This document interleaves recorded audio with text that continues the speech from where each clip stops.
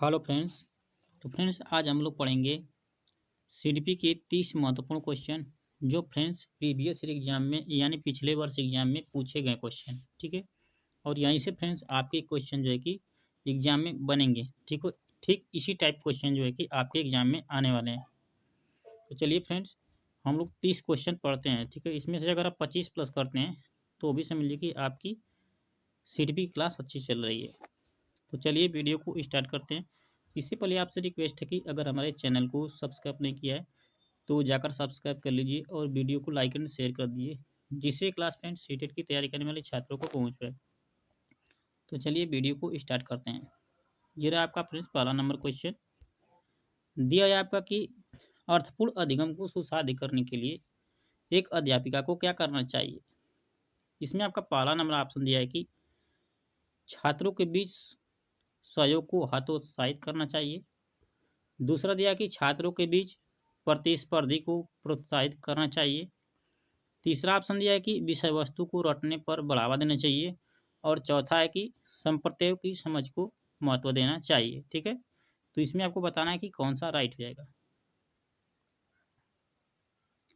तो फ्रेंड देखिए आपको जो है इसमें आपका राइट हो जाएगा चौथा नंबर, यानी संप्रत्यय की समझ को महत्व देना चाहिए। ठीक है। यहाँ पर हतोत्साहित करने की बात नहीं करता है अधिगम। ठीक है। प्रतिस्पर्धा की बात एकदम नहीं होती है। ठीक है। और रटने पर बल भी नहीं दिया जाता है। तो ये आपको याद रखना है। ये रहा आपका दूसरा नंबर क्वेश्चन। ठीक है। दूसरा नंबर क्वेश्चन ये रहा आपका फ्रेंड्स की विद्यार्थियों को नए संप्रत्यय पढ़ाते समय शिक्षक को निम्नलिखित में से किससे बचना चाहिए। ऑप्शन फर्स्ट दिया है कि उन्हें दिए गए उदाहरणों में से सामान्य गुण खोजने के लिए कहें। दूसरा ऑप्शन है उस संप्रत्यय से संबंधित गैर उदाहरण प्रस्तुत करें। तीसरा ऑप्शन है कि पहले जटिल अवधारणाओं को प्रस्तुत करें और फिर सरल की ओर बढ़ें। ठीक है। चौथा ऑप्शन है कि नई जानकारी को पिछले ज्ञान से जोड़ना। तो इसमें आपको बताना है कि कौन सा आपका राइट है। देखिए आपका फ्रेंड दिया है कि किससे बचना चाहिए, यानी निगेटिव टाइप का कोई इसमें आपका आंसर खोजना है। ठीक है। तो ये आपका इसमें आपका हो जाएगा तीसरा नंबर, यानी कि पहले जटिल अवधारणाओं को प्रस्तुत करें और फिर सरल। ठीक है। लेकिन ये निगेटिव वाला पूछा है। ठीक है। यहाँ पर सरल से निगेटिव होना चाहिए। ठीक है। लेकिन इसमें दे दिया है आपका जटिल से सरल की ओर दिया है, तो इसलिए आपका ये गलत हो जाएगा। तो निगेटिव हो जाएगा, निगेटिव का निगेटिव। ठीक है। दिया इसमें बचना चाहिए। तो आपका तीसरा नंबर राइट है। ये रहा आपका अगला क्वेश्चन। दिया है कि निम्नलिखित में से कौन सा कथन आंतरिक अभिप्रेरणा का उदाहरण है। ऑप्शन फर्स्ट दिया है कि मुझे पढ़ाई करनी चाहिए क्योंकि यह संप्रत्यय की समझ बनाने के लिए जरूरी है। दूसरा ऑप्शन दिया है कि मुझे शिक्षक द्वारा दंड से बचने के लिए अध्ययन करनी चाहिए। तीसरा है कि मुझे प्रतियोगिता में प्रथम स्थान प्राप्त करने के लिए अध्ययन करना चाहिए।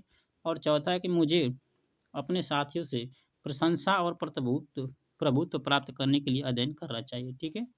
तो देखिए फ्रेंड्स इसमें आपको बता देते हैं।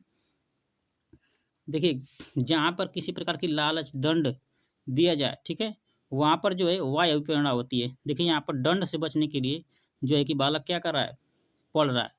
यहाँ पर देखिए प्रतियोगिता में प्रथम स्थान प्राप्त करने के लिए पढ़ रहा है। और यहाँ पर देखिए आपको प्रभुत्व और प्रभु संपन्न प्राप्त करने के लिए, ठीक है, पढ़ रहा है। लेकिन यहाँ पर देखिए फर्स्ट वाला में आपका वो स्वयं की समझ बनाने के लिए पढ़ रहा है। तो आंतरिक अभिप्रेरणा में जो है कि स्वयं की समझ बनाने के लिए होता है। तो आपका फर्स्ट नंबर इसमें आपका राइट हो जाएगा। जहाँ पर स्वयं की बात की जाए वहाँ पर आंतरिक अभिप्रेरणा होती है। ठीक है।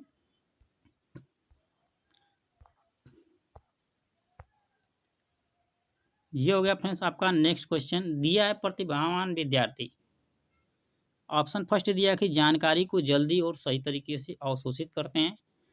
दूसरा है कि अपने आयु स्तर से नीचे के प्रश्नों को हल करने में असमर्थ होते हैं। तीसरा ऑप्शन है कि सरल और आसान कार्य को चुनने की प्रवृत्ति रखते हैं। और चौथा है कि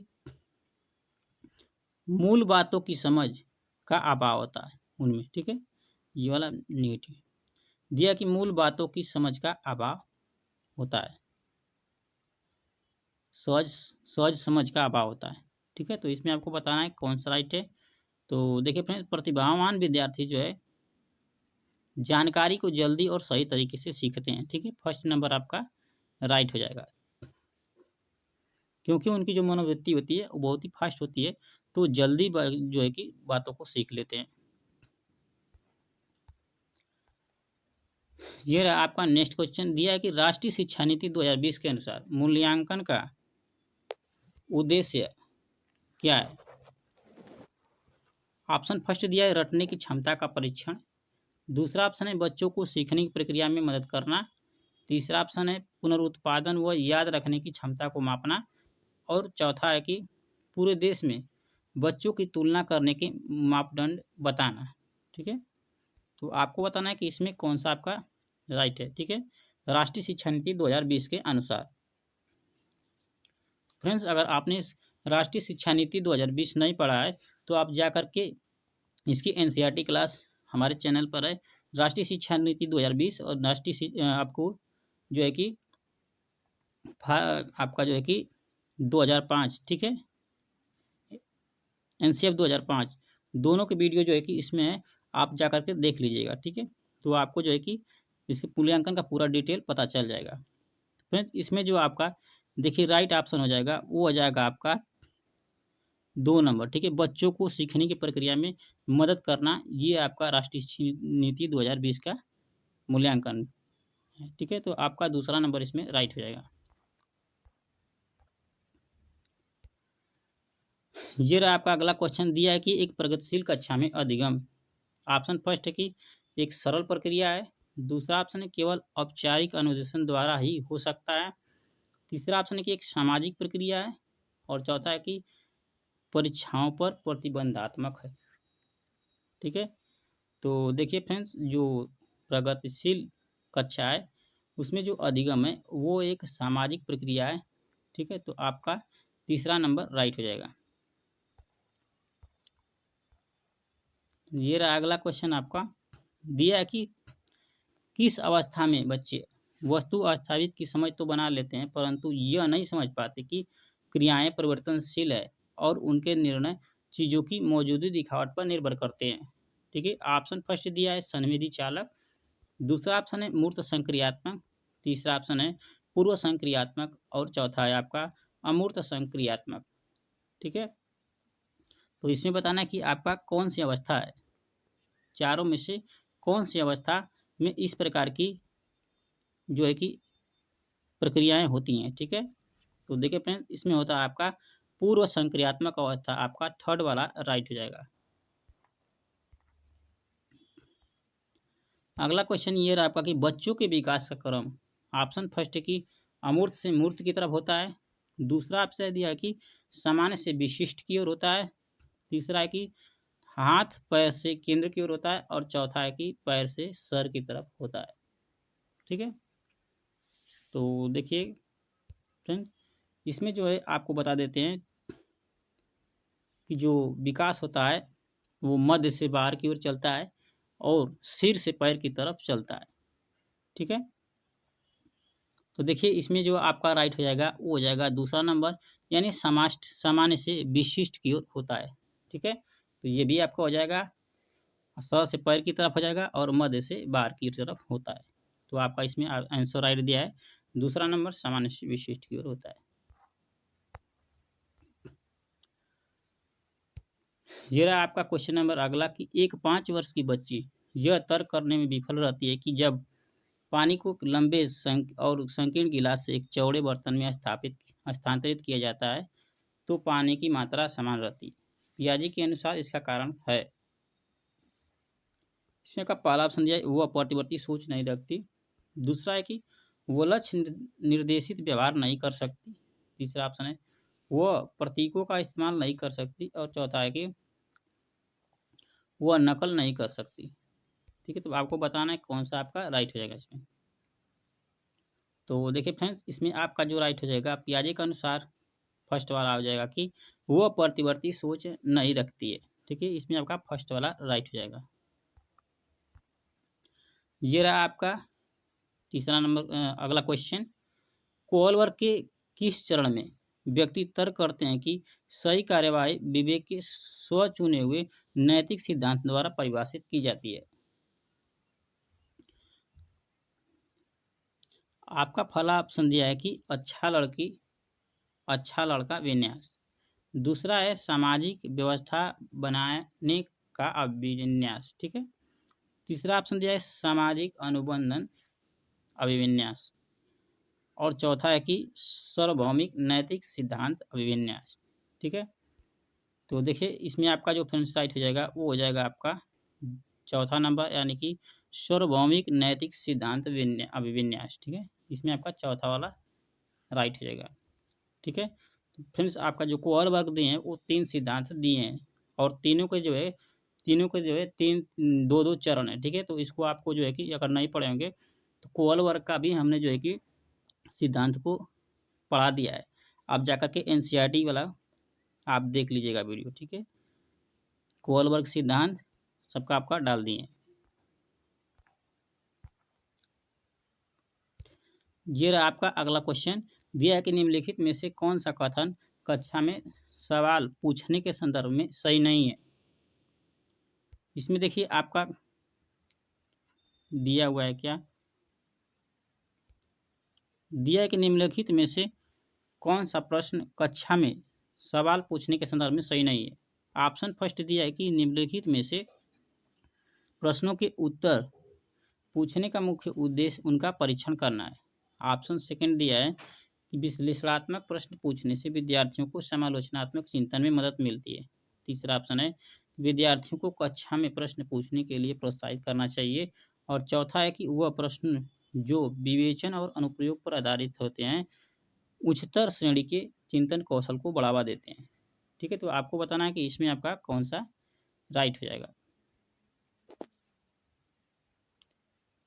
राइट नहीं फ्रेंड्स, इसमें जो है कि आपका हाँ वही राइट बताना है। तो आपको देखिए इसमें दिया है निगेटिव वाला सही नहीं है, ठीक है। तो सही नहीं है तो कौन सा जगह आपका सही नहीं है, आपका हो जाएगा इसमें फर्स्ट वाला कि विद्यार्थियों से प्रश्न की उत्तर पूछने का मुख्य उद्देश्य उनका परीक्षण करना है। ये आपका निगेटिव का निगेटिव हो जाएगा, फर्स्ट वाला राइट हो जाएगा। ये रहा आपका अगला क्वेश्चन,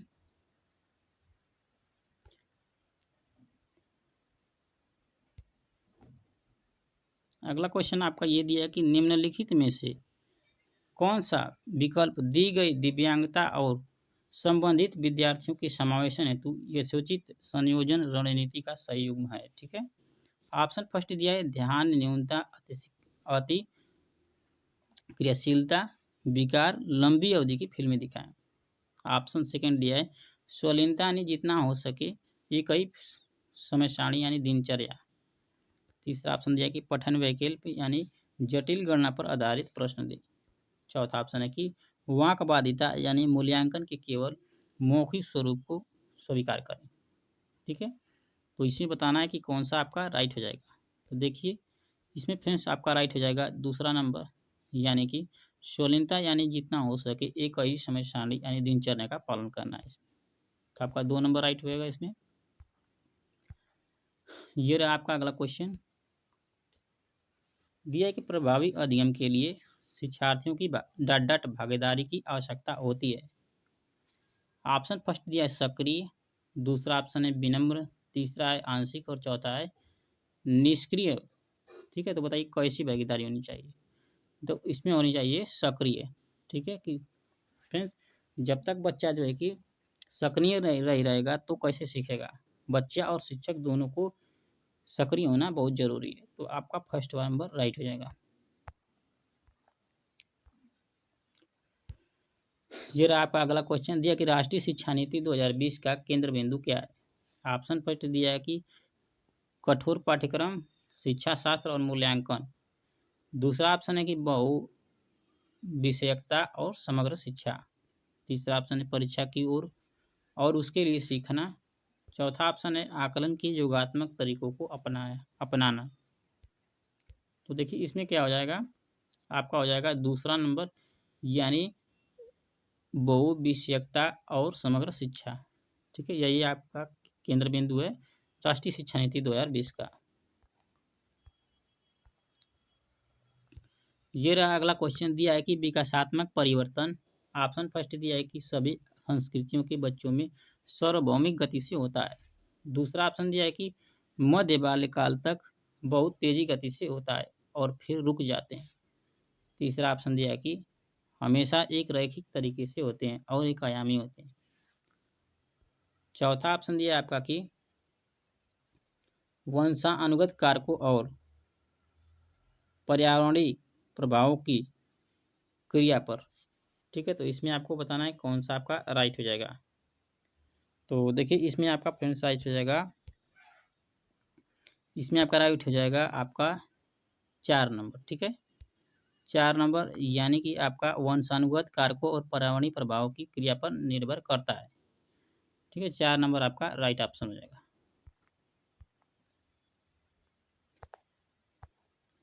ये आपका नेक्स्ट क्वेश्चन।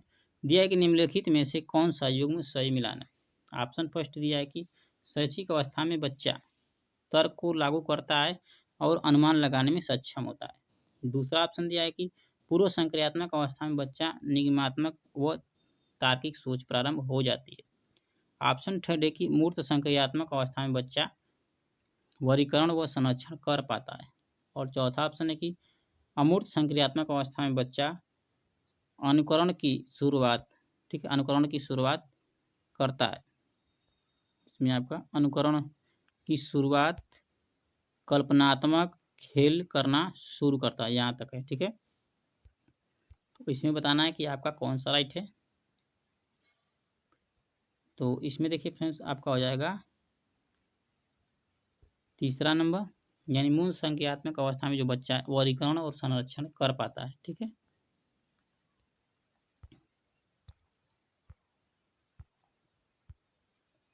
जरा आपका अगला क्वेश्चन। दिया कि निम्न में से क्या एक प्रगतिशील कक्षा की विशेषता है। ऑप्शन फर्स्ट इसमें दिया है कि शिक्षिका पूरी तरह से कक्षा को नियंत्रित करती है। दूसरा ऑप्शन दिया है कि बच्चों की भागीदारी न्यूनतम है। तीसरा ऑप्शन दिया है कि गतिविधियां कार्य करते समय बच्चों का मूल्यांकन किया जाता है। और चौथा है कि समय सारणी और बैठने की व्यवस्था तय है। ठीक है, तो आपको बताना है कि कौन सा राइट है इसमें। तो फ्रेंड देखिए इसमें आपका राइट हो जाएगा तीसरा नंबर, यानी कि गतिविधियां कार्य करते समय सभी बच्चों का जो है कि मूल्यांकन किया जाता है। तो आपका थर्ड नंबर राइट हो जाएगा। ये रहा आपका अगला क्वेश्चन। दिया कि राष्ट्रीय शिक्षा नीति 2020 प्रस्तावित करती है कि मूल्यांकन, ऑप्शन फर्स्ट दिया है कि शैक्षिक वर्ष में एक बार ली जाने वाली औपचारिक परीक्षाओं के माध्यम से किया जाना चाहिए। ऑप्शन सेकेंड आपका दिया है कि एक निश्चित अवधि में बच्चे की प्रगति का पता लगाने के लिए महत्वपूर्ण है। ठीक है, और भी दिया है आपका दो क्वेश्चन। ठीक है, यहाँ पर है, आपको दिखाते हैं। दिया है कि राष्ट्र सभी शैक्षिक गतिविधियों का केंद्र होना चाहिए। और चौथा दिया है कि योग्यता के क्रम, यहाँ पर ठीक है, योग्यता के क्रम में बच्चों को रंग देने के लिए महत्वपूर्ण है। ठीक है, तो इसमें फ्रेंड्स देख लीजिए आपका कौन सा राइट हो जाएगा। इसमें आपका राइट हो जाएगा दूसरा नंबर। ठीक है, आपका ये दूसरा नंबर आपका राइट है, एक निश्चित अवधि में बच्चों की प्रगति का पता लगाने के लिए महत्वपूर्ण है। ठीक है, आपका ये आपका राइट हो जाएगा। ये रहा आपका अगला क्वेश्चन। दिया है कि निम्नलिखित में से कौन सा अभ्यास विविध अधिगम प्राथमिकता वाले विद्यार्थियों को शामिल करने में सहायक होगा। ऑप्शन फर्स्ट दिया है कि कार्य की प्रासंगिकता, मूल्य और प्रामाणिकता को कम करना। दूसरा ऑप्शन है आसपास के खतरों और विकर्षण को कम करना। तीसरा ऑप्शन है उपकरणों और सहायक तकनीकियों को तक पहुंच कम करना।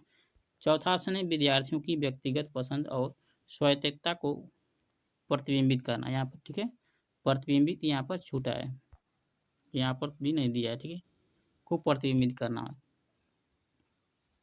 तो आपको बताना है कि इसमें आपका कौन सा राइट है। तो फ्रेंड्स इसमें देखिए आपका राइट हो जाएगा दूसरा नंबर, यानी आसपास के खतरों और विकर्षण को कम करना है। ठीक है, आपका तीसरा नंबर राइट, दूसरा नंबर आपका राइट हो जाएगा। ये रहा आपका अगला क्वेश्चन। दिया है कि विद्यार्थियों के अधिगम को सुसाध्य करने के लिए एक शिक्षिका को निम्नलिखित में से किस पर ध्यान देना चाहिए। इसमें थोड़ा सा फ्रेंड्स छोटा करते हैं क्योंकि आपका छूट रहा है। ठीक है, अब दिख रहा है। दिया है कि विद्यार्थियों के अधिगम को सुसाध्य करने के लिए एक शिक्षिका को निम्नलिखित में से किस पर ध्यान देना चाहिए। ऑप्शन फर्स्ट दिया है कि परीक्षाओं के प्रति भय पैदा करना। ठीक है, दूसरा आपका दिया है कि निष्क्रिय सुनने को बढ़ावा देना। तीसरा ऑप्शन है रट कर याद करने पर बल देना। और चौथा है कि बच्चों के पूर्व ज्ञान से संबंध जोड़ना। ठीक है, तो देखिए इसमें आपका जो कौन सा राइट हो जाएगा, तो फ्रेंड्स इसमें आपका राइट हो जाएगा ये 4 नंबर। ठीक है, आप इसको याद रखना है। और थोड़ा बहुत छोटा करते हैं। देखिए ये आपका 4 नंबर राइट हो जाएगा। ठीक है, कि बच्चों के पूर्व ज्ञान से संबंध जोड़ना आपका राइट हो जाएगा। क्या दिया रहा आपका नेक्स्ट क्वेश्चन। दिया डॉट के इस्तेमाल से विद्यार्थियों की उपलब्धियों में होने की संभावना है। ऑप्शन फर्स्ट के प्रासंगिक पाठ्यक्रम कमी। दूसरा ऑप्शन दिया कि शिक्षार्थी केंद्रित शिक्षा शास्त्र कमी। तीसरा है सामाजिक बहिष्कार सुधार। और चौथा है सामाजिक सहयोग वृद्धि। ठीक है, तो देखिए इसमें क्या राइट हो जाएगा आपका हो जाएगा ये वाला। ठीक है, इसको फ्रेंड्स 3 कर लीजिए और इसको 4 कर लीजिए। ठीक है, तो इसमें आपका चौथा वाला सामाजिक सहयोग और वृद्धि। ठीक है, आपका ये वाला राइट हो जाएगा सामाजिक सहयोग वृद्धि। ये रहा आपका अगला क्वेश्चन। दिया कि निम्नलिखित में से कौन सा कथन सही नहीं। ठीक है, ऑप्शन फर्स्ट क्या दिया है कि विकास क्रमबद्ध व व्यवस्थित होता है। दूसरा ऑप्शन दिया है कि विकास के सभी क्षेत्र एक दूसरे पर निर्भर हैं। तीसरा ऑप्शन दिया है कि विकास केवल आनुवंशिकता से प्रभावित होता है। और चौथा है विकास की गति व्यक्तिगत होती है। ठीक है, देखिए आपको दोनों बात ध्यान रखना है। देखिए यहाँ पर दिया है आपका नेगेटिव यानी सही नहीं है, तो आपको इसी प्रकार का ऑप्शन ढूंढना है। ठीक है, देखिए इसमें आपका हो जाएगा तीसरा नंबर यानी विकास केवल आनुवंशिकता से प्रभावित होता है, तो थर्ड नंबर आपका राइट हो जाएगा। क्योंकि विकास जो है आपका आनुवंशिकता और पर्यावरण कारक दोनों पर निर्भर करता है। ठीक है, इसलिए ये आपका निगेटिव का निगेटिव हो गया।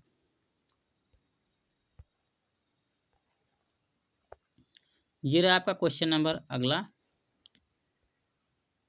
दिया है कि मूर्त संक्रियात्मक अवस्था के बच्चे को पढ़ते समय एक शिक्षिका को क्या नहीं करना चाहिए। ठीक है, मूर्त संक्रियात्मक के बच्चे को क्या नहीं करना चाहिए पढ़ाते समय एक शिक्षिका को। ठीक है, ऑप्शन फर्स्ट दिया है वर्गीकरण के मौके देना। दूसरा ऑप्शन है कि क्रमिक करने के कार्य देना।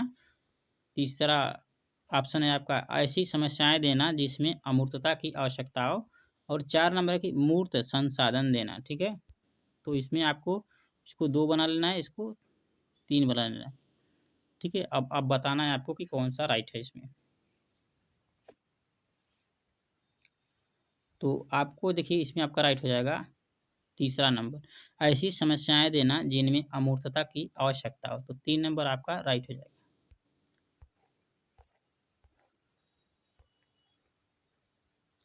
ये रहा आपका अगला क्वेश्चन। दिया कि एक प्रगतिशील कक्षा में अधिगम। ऑप्शन फर्स्ट दिया है कि अंतःक्रिया व संवाद द्वारा होता है। दूसरा ऑप्शन है कि शिक्षकों से अधिगमकर्ताओं द्वारा एक तरफा प्रसारण के रूप में होता है। तीसरा ऑप्शन है कि निष्क्रिय अभिग्रहण द्वारा होता है। और चौथा है कि केवल अधिगमकर्ताओं की जिम्मेदारी है, वह शिक्षकों की कोई भूमिका नहीं है। ठीक है, तो आपको बताना है कि कौन सा इसमें आपका राइट हो जाएगा। तो देखिए फ्रेंड्स इसमें आपको हो जाएगा फर्स्ट नंबर अंतःक्रिया व संवाद द्वारा होता है। ठीक है,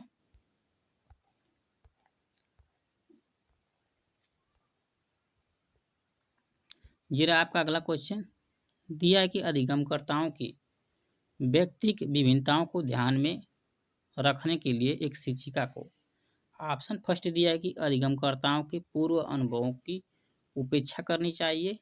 दूसरा ऑप्शन दिया है कि अधिगमकर्ताओं के पूर्व अनुभवों को शामिल कर उनका संचय करना चाहिए। तीसरा ऑप्शन दिया है कि अधिगमकर्ताओं के आकलन हेतु एक समान तरीकों का इस्तेमाल करना चाहिए। चौथा है कि सभी अधिगमकर्ताओं के लिए मानकीकृत पाठचर्या को लागू करना चाहिए। ठीक है, तो यहाँ पर देखिए जो आपका ये टैग वर्ड, ठीक है, मानकीकृत यहाँ पर आ जाए वहाँ पर आपको काट देना है इसमें CTP में। ठीक है, ये आपका गलत हो जाएगा। तो देखिए आपका राइट कौन हो जाएगा फ्रेंड्स, इसमें आ जाएगा आपका राइट हो जाएगा संचय करना चाहिए। ठीक है, दूसरा नंबर आपका राइट हो जाएगा कि अधिगमकर्ताओं के पूर्व अनुभव को शामिल कर उनका संचय करना चाहिए। उपेक्षा कभी भी नहीं करनी है, ये आपका गलत हो जाएगा।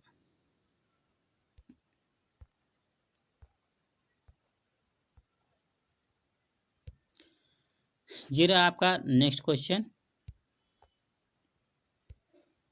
दिया कि प्रतिभाशाली विद्यार्थियों की आवश्यकताओं को पूरा करने के लिए निम्नलिखित में से कौन सी एक प्रभावी रणनीति है।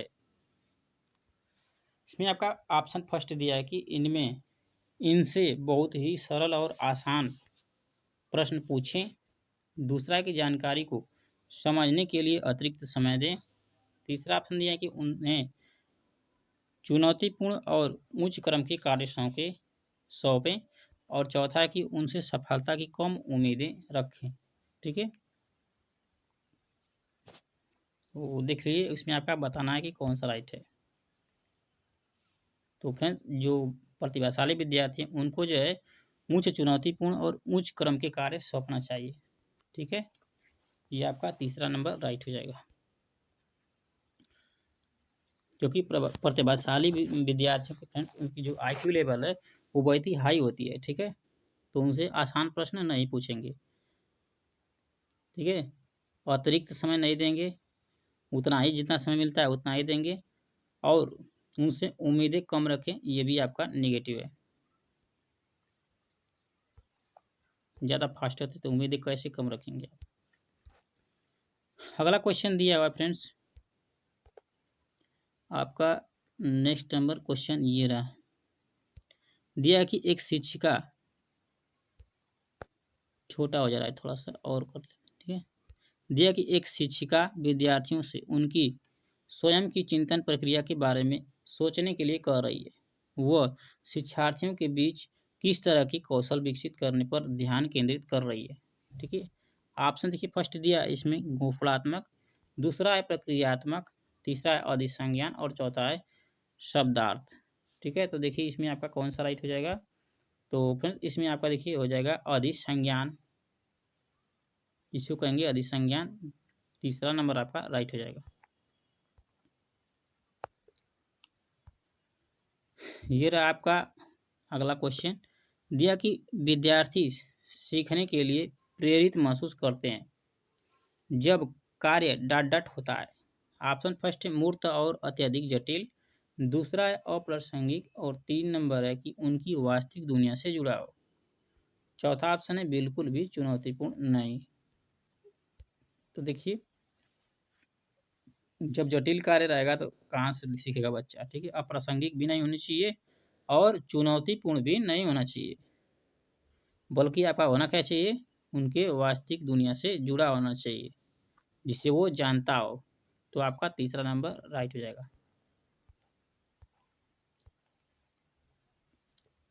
ये रहा फ्रेंड्स आपका नेक्स्ट क्वेश्चन, दिया है कि कथन ये दिया है कि एक बच्चे की विकास की प्रगति को उसी उम्र के बच्चे के विकास की दर से तुलना करके सटीकता से मापा जाता सकता है। दूसरा आर दिया है कि विकास का स्वरूप व गति सभी बच्चों के एक समान होता है तथा सभी सांस्कृतिक परिवेश में समान होता है। ठीक है, तो इसमें बताना है कौन सा राइट हो जाएगा। ऑप्शन ए दिया है, फर्स्ट दिया है, सेकेंड, थर्ड और फोर्थ दिया है। ठीक है, इसके अनुसार आपको बताना है। तो इसमें देखिए फ्रेंड्स आपका फर्स्ट और सेकेंड दोनों ही गलत हो जाएगा। ठीक है, दोनों निगेटिव है, आपका राइट हो जाएगा 4 नंबर, यानी दोनों गलत है। उसके बाद फ्रेंड्स अगला क्वेश्चन आपका ये रहा, हाँ अगला क्वेश्चन देखिए ये वाला दिया है कि मूर्त संक्रियात्मक अवस्था के बच्चे के लिए एक शिक्षिका को, ऑप्शन फर्स्ट दिया है कि अमूर्त संरचनाओं से सरोकार करने के लिए खूब अभ्यास करवाना चाहिए। दूसरा ऑप्शन दिया है कि वस्तुओं और विचारों को जटिल से वर्गीकृत करने के मौके मुहैया कराने चाहिए। तीसरा ऑप्शन दिया है कि ऐसी समस्याएं देनी चाहिए जो उच्च स्तरीय यानी मूर्त सोच पर आधारित हो। चौथा ऑप्शन दिया है कि ऐसी समस्याएं देनी चाहिए जो तर्कपूर्ण वैज्ञानिक समझ की आवश्यकता हो। तो बताइए इसमें कौन सा आपका राइट हो जाएगा।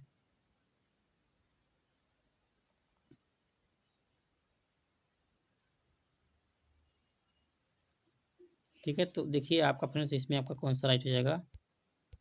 आपका हो जाएगा 4 नंबर। ठीक है, यानी ऐसी समस्याएं देनी चाहिए जो तर्कपूर्ण वैज्ञानिक समझ की आवश्यकता हो। ठीक है, तो ये आपका हो जाएगा 4 नंबर राइट हो जाएगा। इसी के साथ फ्रेंड्स आज की क्लास को समाप्त करते हैं। ठीक है, अगर फ्रेंड्स आपने एनसीईआरटी नहीं पढ़ा है सीडीपी की, ठीक है, तो आप एनसीईआरटी जो है कि पढ़ लीजिए और आप जो है कि ईवीएस की एनसीईआरटी, ठीक है, क्योंकि आप नहीं पढ़ेंगे तो आपको जो है कि प्रीवियस क्वेश्चन लगाने में आपको थोड़ा सा दिक्कत हो सकती है, परेशानी हो सकती है। तो आप ईवीएस की एनसीईआरटी हो या फिर सीडीपी की हो या हिंदी की एनसीईआरटी हो, सभी सब्जेक्ट की एनसीईआरटी को पहले पढ़ लीजिए। उसके बाद जो है कि आपका जो है कि प्रैक्टिस सेट लगाना है। ठीक है, अगर आप 25 प्लस करते हैं तब तो ठीक है आपका, अगर इससे कम होता है तो आप जो है कि ज़्यादा से ज़्यादा प्रीवियस क्वेश्चन लगाने का प्रयास करिए। ठीक है, चलिए फ्रेंड इसी के साथ वीडियो को स्टॉप करते हैं। तब तक के लिए धन्यवाद।